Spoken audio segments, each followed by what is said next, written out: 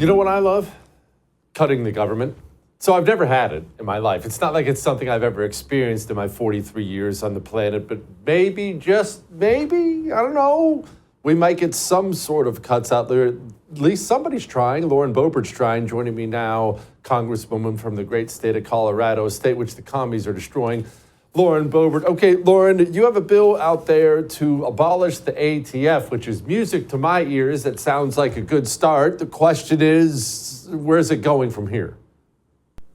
Yes, well, Congressman Eric Burleson and I have this bill to abolish the ATF because we know for far too long that rogue partisan bureaucrats at the ATF have absolutely run amok. They've been infringing and trampling on our Second Amendment rights.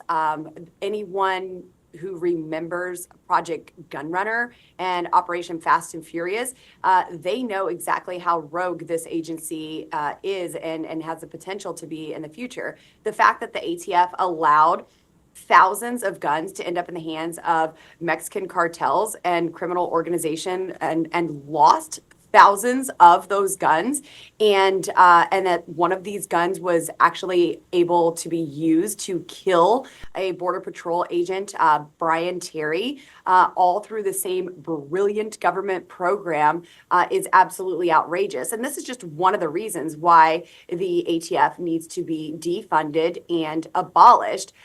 We can put this kind of agency in the hands of our local sheriffs, who do a much better job keeping their communities safe than federal agents ever could. And this is one way to just reduce the size and scope of government, get rid of some of these militant parts of our federal agency. And come on, Jesse, alcohol, tobacco, firearms. We all know that this should be the name of a gas station, not a federal agency. Hear, hear.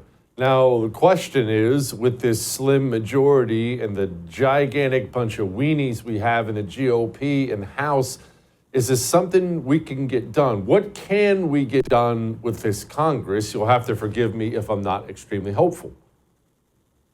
Hey, I understand your pessimism here. I get it. We had a majority with President Trump before. A lot of the things that he wanted to get done were actually blocked in the Senate and not in the House. And the House had a much larger majority then. Right now we have a very slim majority. And we know the history of a lot of these folks that I serve here in Congress with. But hopefully they'll look at things like Fast and Furious and question where the records went to that were in question, that a judge found were not covered by privilege, and that they were supposed to be released to the American people. But then Nancy Pelosi and Democrats ended the House lawsuit when they took control in 2019 and further buried the scandal. And it's absolutely shameful. So hopefully I could get my colleagues to look back on dangerous programs that the ATF has been involved in, and maybe come alongside of us and shut this down. But we also have Pete Hegseth, we have Kash Patel, and hopefully these will be strong voices in this pursuit to reduce government, to limit government, and really get rid of unnecessary agencies. Spending is going to be one of our top issues in this Congress. Of course, we need to release American energy and become energy dominant so we can begin to lower inflation. But there has to be spending cuts as well. And this is a great way to begin to save money right here in the beginning of the Congress by eliminating this agency. And I hope we can eliminate many others. There's already been talk of eliminating the Department of Education, which is completely unconstitutional. And we should be giving that power back to the states rather, and even more so, the school districts rather than the federal government.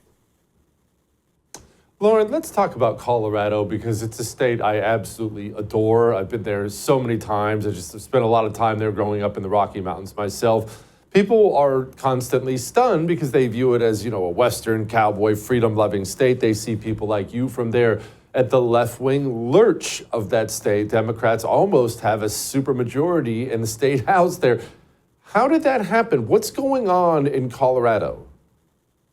Well, in Colorado, you can look back to universal voting, the universal mail-in ballots. That's really when we started to go blue. Of course, paired with that was the legalization of marijuana. Maybe that had something to do with it. Maybe that started inviting Californians at the time who brought with them their policies. Hopefully those who were coming for that reason weren't coming there to vote, but maybe. But really, we saw Democrats start to get involved financially at very local levels. They're on just about every board you can imagine, whether it's a water board, an electric board, or a school board. And then also they were starting to spend money in these House, Senate, state House and Senate races and begin to flip our state legislature. And they did so successfully. Now, this year in Colorado, we were able to flip some of those Democrat seats, avoiding the supermajority by the Democrats, but it wasn't enough.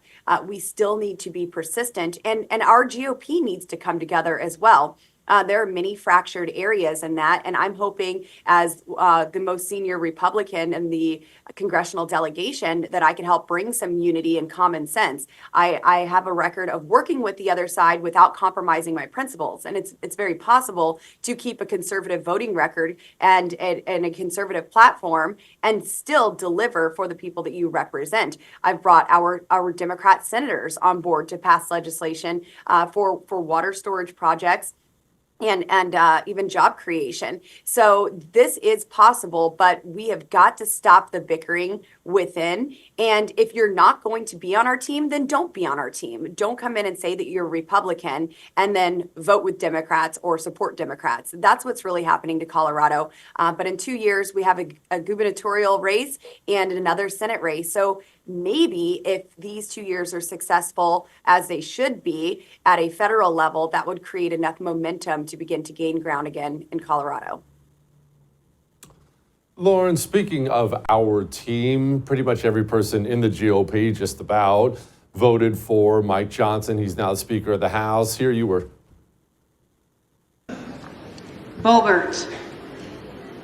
Let us down, Mr. Speaker. Mike Johnson. Johnson. Don't let me down. I enjoyed it. What are we expecting from Mike Johnson 2.0? Because 1.0 was not something I want to see again.